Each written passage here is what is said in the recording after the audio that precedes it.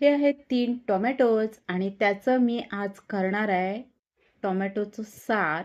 कारण की मच्छी आणली आणि मला फक्त मच्छी मच्छी नाही खायचं आहे, तर मला सार खायचं असं वाटतंय. म्हणून हे टोमॅटो घेतले, त्याला चीर दिलं. आता ह्या पाण्यामध्ये उकळून घेते. हे टोमॅटो उकळले, त्याचं आता वरील जे साल आहे ते काढून घ्यायचं. हे सगळ्यांना माहीतच आहे, तुमचं सार काढून झालेलंच असेल. हे जे साल आहे ते मी आता थोडं थंड टोमॅटो झाले की त्याचं वरचं साल सगळं मी काढून घेते. आता हे साल काढलेले जे टोमॅटोज आहेत त्याचे छोट्या छोट्या मी फोडी करून घेते, म्हणजे कसं वाटणाला ते बरे पडतात, पटकन होऊन जातं. आणि त्यानंतर एक हिरवी मिरची घेते. मिरची ॲक्च्युली जास्त घ्यायला पाहिजे होती, पण आमच्याकडे तिखट थोडं कमी प्रमाणातच खातात म्हणून मी एकच घेते. आणि थोडंसं हे खोबरं घेते. बस एवढंच हे वाटून घ्यायचं आणि पातळ असं हे सारप्रमाणे हे वाटण आपलं तयार झालंय ते आता एका वाटीमध्ये मी काढून घेते. आता हे वाटीतलं मिश्रण ही जी कढई आहे त्याच्यामध्ये मी सार बनवणार आहे त्याच्यामध्ये टाकते. थोडंसं पाणी घालते कारण की ते थोडं घट्टच होतं. त्यात आता थोडंसं हळद, चवीनुसार मीठ घालायचं. आता हे थोडं अजून मला घट्ट वाटते म्हणून थोडंसं पाणी अजून घालते आणि ह्याला उकळी येऊ देते.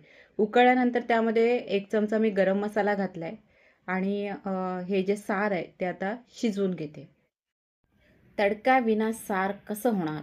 तर तेल घातलंय, जिरं घालायचं, मोहरी, हिंग आणि त्यानंतर कढीपत्ता घालायचा. मस्त तडकू द्यायचा आणि हाच तडका उचलायचा आणि त्या सारामध्ये मस्त घालायचा.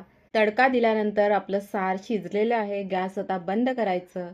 वरून कोथिंबीर घालायची आणि सार खाण्यासाठी तयार राहायचं. जेवढं सार पाहिजे तेवढं घ्यायचं. त्याच्याबरोबर काय खायचं आहे, तर आज आपल्याला मी खाणार आहे हलवा फिशची मच्छी. तर तीही बघूयात. तर ही आहे हलवा मच्छी. ती स्वच्छ धुवून घेतली आणि साधी सोपी आपली आज फ्राय करणार आहोत. त्यामध्ये आता आपली नेहमीची बेस्ट आलं लसूण पेस्ट घालायची. त्यानंतर हे कोकमचं आगळ आहे. जे कोकम आहेत ना ते मी हाताने चुरले, 4-5 कोकम आणि ते घेतले. हळद घेतली, घरगुती आपला मसाला, मीठ. हे सगळे मसाले त्याला लावून घ्यायचं. टाईम असेल तर 5-10 मिनटं थोडं साईडला ठेवून द्यायचं, म्हणजे मसाले त्या पीसला थोडं मुरलं जातं आणि छान लागतात ते. आणि नेहमीप्रमाणेच करणार आहे त्यामुळे हे तांदळाचं पीठ घेतलं आहे. तांदळाच्या पिठाचं कोटिंगवरती करून घ्यायचं आणि तेलामध्ये दोन्ही साईडनी फ्राय करून घ्यायचं.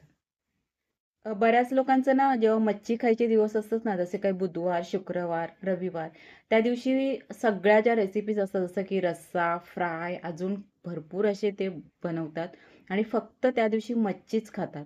आणि अजून एक वेगळा गट असतो की त्यांना फक्त मच्छीची फ्राय हवी असते आणि वेगळं काहीतरी त्याच्याबरोबर डाळ किंवा एखादा रस्सा हवा असतो. तर माझा आजचा दिवस असाच आहे. मला फक्त मच्छीची फ्राय खायची आहे आणि थोडं वेगळं काहीतरी म्हणून मी हे सार आणि मच्छीचं बनवलंय जेवण. तर आज मी जेवणार आहे हे थोडंसं जास्तीचे फ्राय झालेले हलवा फिश फ्राय. सार आहे त्यामुळे भात पण असेल आणि चपाती पण असेल. चला तर मग मी पूर्ण जेवण नाही, पण जेवणामध्ये जे 2-3 पदार्थ असतात, ज्या मेन असतात त्याच्या रेसिपीज येत राहतील, पाहत राहा.